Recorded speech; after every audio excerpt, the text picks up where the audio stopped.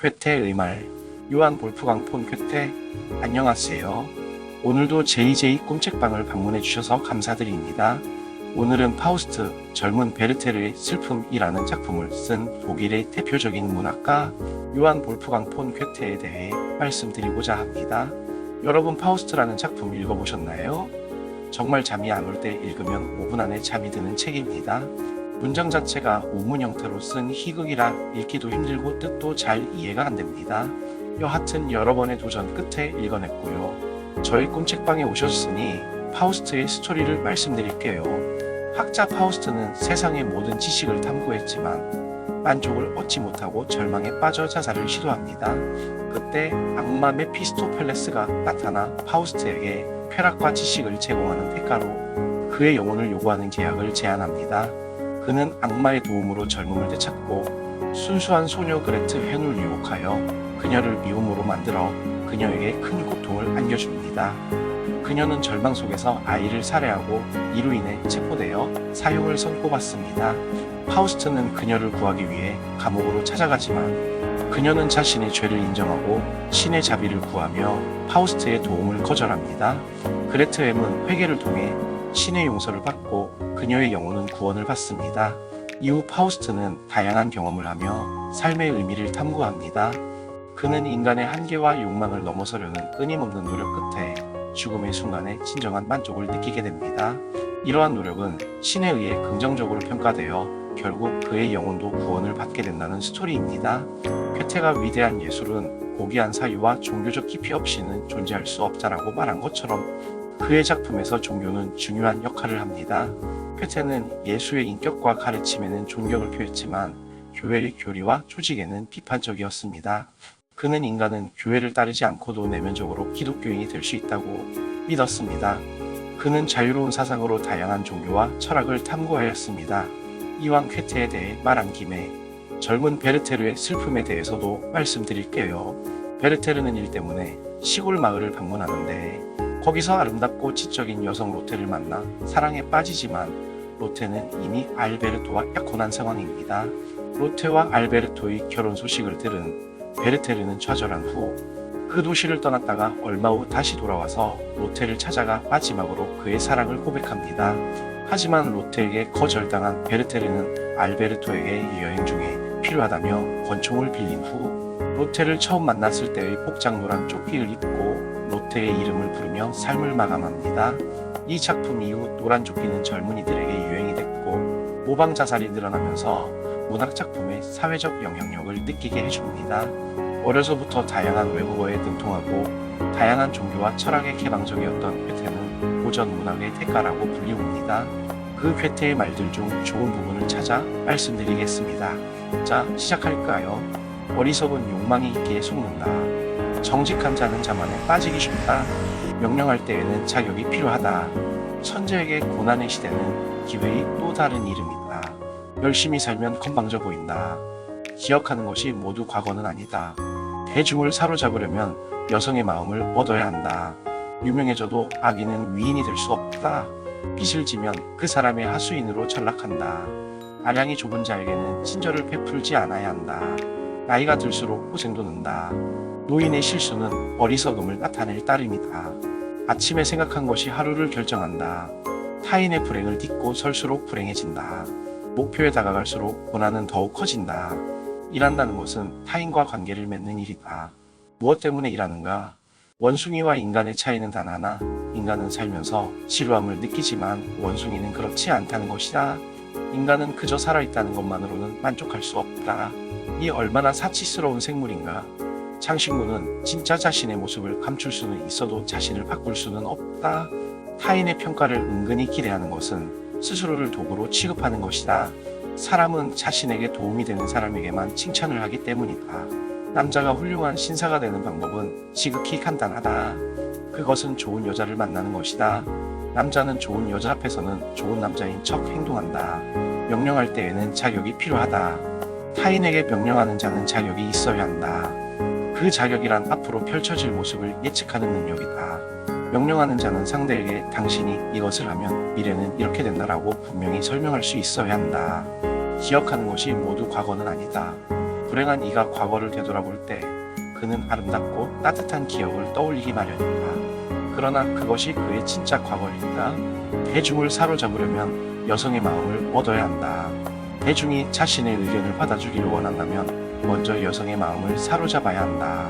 사람들은 인생의 대부분을 가정에서 보내고 그 가정의 정신적 지배자는 여성이기 때문이다. 그 구체적인 방법은 여자들이 싫어하는 이야기를 절대 하지 않는 것이다. 대신 여자들이 좋아할 만한 이야기를 들려준다. 그것은 가정이라는 울타리를 넘어서는 넓은 세상의 이야기로 세상을 좋게 만들기 위한 의무와 희생에 대한 내용이 담겨 있어야 한다. 부정한 돈으로 태연히 만족하고 더 많은 것을 손에 넣으려는 탐욕에 몸부림을 치는 이들이 있다. 그들이 만연해 있는 곳이 종교다. 행동하는 것이 전부다. 열심히 무언가에 힘을 쏟고 있을 때 느껴지는 감정이 바로 행복이다. 영웅도 평범한 인간이다. 사람들이 영웅을 칭송하는 것은 영웅이 평범한 인간은 할 수 없는 일을 해냈기 때문이다. 영웅의 일상을 잘 알고 있는 이들은 영웅을 평범한 친구로 대한다. 그리고 그것은 너무도 멋진 관계가 아닐 수 없다. 타인의 마음을 이해하는 일에는 요령이 있다. 누구를 대하든 자신이 아랫사람이 되는 것이다. 그러면 저절로 자세가 겸손해지고 이로써 상대에게 좋은 인상을 안겨준다. 그리고 상대는 마음을 연다. 사람은 자신에게 고민을 던져준 타인을 가장 잘 이해하는 법이다. 무지개가 아무리 아름답다 할지라도 1시간이 넘도록 사라지지 않고 하늘에 걸려 있다면 아무도 올려다보지 않을 것이다. 깊은 절망에 빠진 상황일지라도 타겟책은 반드시 있다. 현명한 자라면 그것을 간파하지만 어리석은 자는 그것을 깨닫지 못할 뿐이다. 결국 절망이란 자신의 어리석음이 만들어내는 것에 지나지 않는다.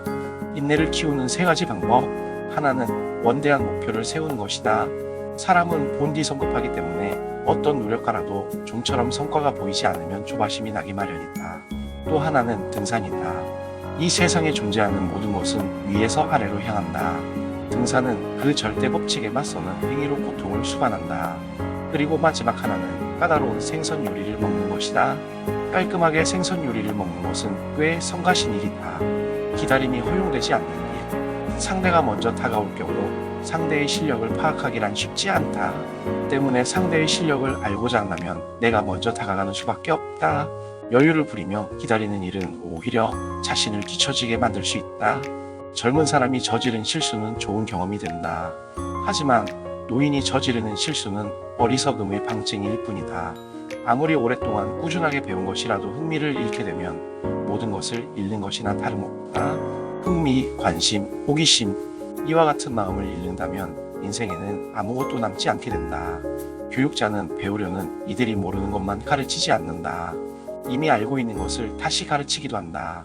그리고 그것은 꼭 필요한 일이다. 배움을 거듭함으로써 사람은 성장하기 때문이다. 아침에 생각한 것이 하루를 결정한다.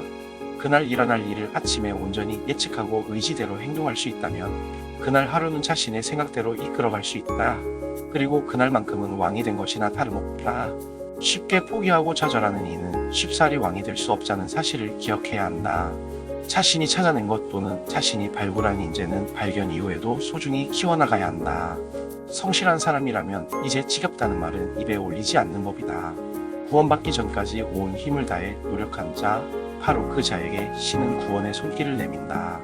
간단한 일일수록 성공하기 어렵다. 게으름이라는 복병이 반드시 존재하기 때문이다. 두려움에 발목이 잡혀 머뭇거리기보다는 곧장 앞으로 돌진하는 것이 현명한 자의 모습이다. 인생에서 양자택일로 결정되는 일은 거의 없다. 당신이 나아갈 길은 선택하는 것이 아니라 스스로 개척해야 하는 것임을 기억하라. 이미 자신의 행복을 포기한 자만이 아무렇지 않게 타인의 험담을 늘어놓을 수 있는 것이다. 젊은 시절 노인의 위대함을 깨닫고 늙은 뒤 젊은 시절의 깨달음을 잊지 않는다면 충만한 인생을 살 수 있다. 일한다는 것은 타인과 관계를 맺는 것이다. 따라서 적도 생기지만 친구도 만들 수 있다. 결국 일하지 않는 자는 진정으로 고독하다. 바쁜 사람은 악한 짓을 저지르지 않는다. 악한 짓은 한가한 인간이나 저지르는 법이다. 업적이란 단순한 숫자가 아니다. 인간 세상에 대한 공헌이다. 석양의 아름다움을 온전히 느끼기 위해서는 땀 흘려 일한 하루의 도동이 필요하다. 미래를 예측하기 위해 현재와 과거를 알라. 독서의 2가지 기쁨. 하나는 즐겁게 기분 전환을 하기 위한 독서, 다른 하나는 지식과 교양을 얻기 위한 독서이다. 같은 독서이지만 이 둘을 통해 얻을 수 있는 기쁨은 다르다. 전자는 책을 읽는 동안에 기쁨이 있고 후자는 독서가 끝난 뒤에 기쁨이 있다. 가치를 깨닫는 힘을 키워라. 하나의 대상의 의미를 생각하는 일은 그것의 형상을 이해하는 것보다 흥미롭다. 그리고 의미를 생각하는 일보다 즐거운 일은 대상의 가치를 깨닫는 일이다. 화장된 연설을 하지 말라. 연설하는 사람은 어째서 저리도 화장되게 이야기하는 것에 열을 올리는 것일까? 필요한 것은 그저 뜻하는 바가 바르게 전해지도록 이야기하는 것일 텐데 말이다. 사람이 언짢아지는 것은 누군가가 흉악한 계략을 꾸미고 있다는 것을 느꼈을 때다. 따라서 언제나 기분이 좋은 자가 있다면 그는 둔감한 자이다. 용감한 전사는 적을 두려워하지 않는다. 현명한 전사는 적을 얕잡아 보지 않는다. 무슨 일을 하든 주위에 폐를 끼치기 마련이다. 그리고 배려할 수 있는 사람은 미움받지 않는다. 결국 절제를 익힌 자가 행복을 얻게 된다. 결혼은 최종 목적지가 아니다. 인간으로서 성숙해질 기회다. 자, 여기까지입니다. 어떠셨나요? 오늘은 쾌태에 대해 알아봤어요. 제가 이 유튜브를 시작한 이유는 지금까지 저의 작은 경험과 지식들이 누군가에게 조금이라도 도움이 되었으면 이라는 봉사적 차원에서 시작했는데요. 하다 보니 실제로는 제가 가장 도움이 많이 됩니다. 그런 말 있잖아요. 우유를 먹는 사람보다 우유를 배달하는 사람이 더 건강해진다. 라는 말이요. 그래서 이 작업을 하는 게 즐겁습니다. 오늘도 좋은 꿈 꾸세요. 감사합니다.